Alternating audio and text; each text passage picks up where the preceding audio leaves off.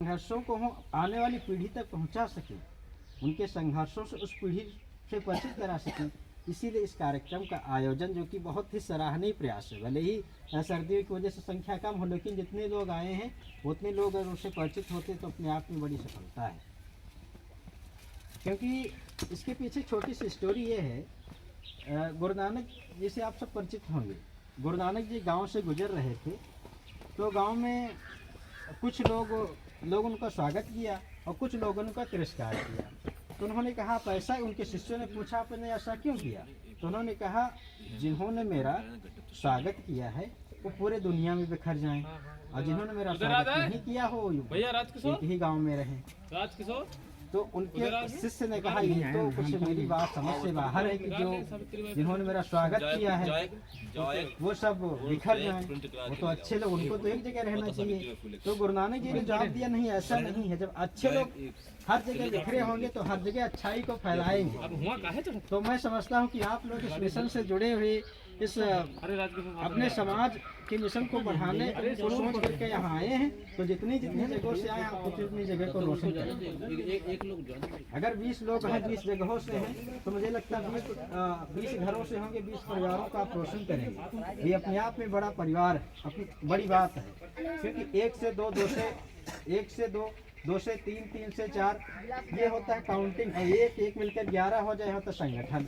जिस संगठन का भाव हमें यहाँ खींच करके लाया है योगेंद्र प्रताप चौधरी का एक स्नेह है, और उनके जो प्रयास रहे आप तक, उनके सोशल मीडिया अकाउंट से जुड़े रहते होंगे तो देखते होंगे किस तरह से वो हर परिस्थिति में, हम लोग उतना चाहकर भी नहीं उतना प्रयास कर पाते, योगेंद्र प्रताप चौधरी कितना प्रयास करते रहते हैं। चाहे जैसी परिस्थिति हो, चाहे जैसा मौसम हो, लेकिन हर जगह पहुँचने का प्रयास रहता उनका। तो वही प्रयास है तो माता सावित्रीबाई फुले का संघर्ष ये रहा कि जब इन्होंने निर्णय लिया कि हमें स्कूल खोलना है तो निर्णय एकाएक नहीं हुआ। क्योंकि बचपन पे नजर डाली जाए तो खुद ही निरक्षर, पढ़ी लिखी नहीं थी पहले। इनका जन्म हुआ 3 जनवरी 1831 को, और तब बाल विवाह चला करता था पूरे समाज में। बाल विवाह खत्म हुआ है 1937 में, और 37 कानूनी रूप से खत्म हुआ, लेकिन वो व्यवहार में नहीं आ पाया। जैसे अनटचबिलिटी यानी कि छुआछूत बंद है डॉक्यूमेंट्स में। भारत का संविधान अनुच्छेद 17 कहता है कि जात के आधार पर कोई किसी को गाली देता है तो अपराध है, लेकिन क्या व्यवहार में ऐसा हो पाता है? व्यवहार बहुत जगह होता है कि गाली गलौज चलता रहता है, लेकिन वो लोग नहीं जागरूक हैं तो अपराध को लोग चलता रहता है। ठीक उसी प्रकार से 1937 में जब बाल विवाह को ख़त्म कर दिया गया, इसके बावजूद 9 वर्ष की अवस्था में इनकी शादी हो गई ज्योतिबाराव फूले से।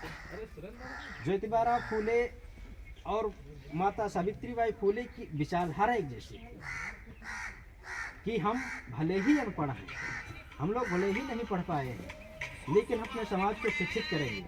तो ज्योतिबाराव फूले कुछ पढ़े लिखे थे इनसे ज़्यादा, तो इन्होंने पहले अपनी पत्नी को पढ़ाया, यानी कि सावित्रीबाई फूले को पढ़ाया, और जब वो शिक्षित हो गई तो उन्होंने कहा कि अब हम पूरे समाज को पढ़ाएंगे। तब जब अपने घर से निकल करके प्रत्येक घर को जाती थी पढ़ाने के लिए, रैंडमली स्कूल नहीं हुआ, पहले अपने घर को जाती थी लोगों को पढ़ाने। तो जब पढ़ाने जाती थी तो उच्च वर्ग के लोग थे, वो उनकी साड़ियों पर गोबर फेंक दिया करते थे। और ऐसा 1-2 दिन नहीं हुआ, ऐसा सालों साल होता रहा।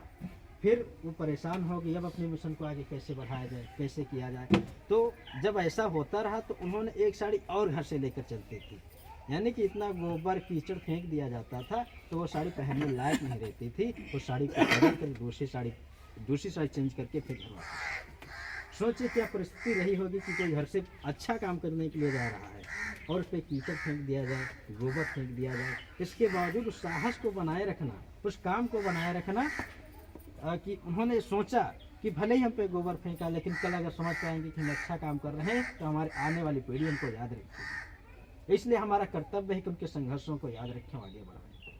उसी के उपलक्ष्य में से सर्दियों में भले ही सर्दियाँ हैं, लेकिन हमें लगता है ये सर्दी उस संघर्ष से कुछ नहीं है जो संघर्ष उन्होंने झेला।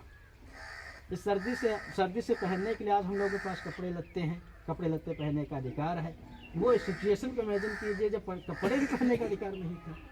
कपड़े पहन के जाओ तो उस पर कीचड़ फेंक दिया जाता है। स्कूल जाओ भी किसी तरीके के स्कूल से बाहर दिखाया जाता है। टीचर कहता है, आज भी राजस्थान की घटना आपको याद होगी, घड़े में पानी नहीं, तो सोचिए उस समय सिचुएशन क्या रही होगी जब आज कानून वगैरह सब है, तब ऐसी घटनाएं हो रही हैं।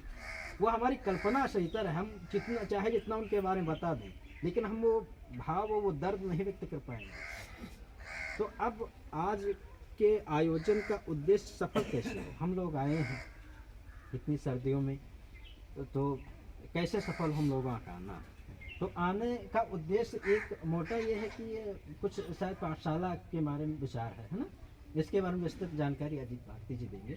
तो वो उद्देश्य पाठशाला ही क्यों, जैसे अन्य भी काम हो सकते हैं, लेकिन पाठशाला ही क्यों? पाठशाला इसलिए क्योंकि हमें लगता है, सभी को लगता ही होगा कि शिक्षा एक ऐसा शास्त्र है, और अंबेडकर जी ने कहा भी था कि शिक्षा एक ऐसी चाबी है, राजनीति के रेफरेंस में उन्होंने कहा था ना, कि जिससे सभी प्रकार के ताले खुल जाते हैं।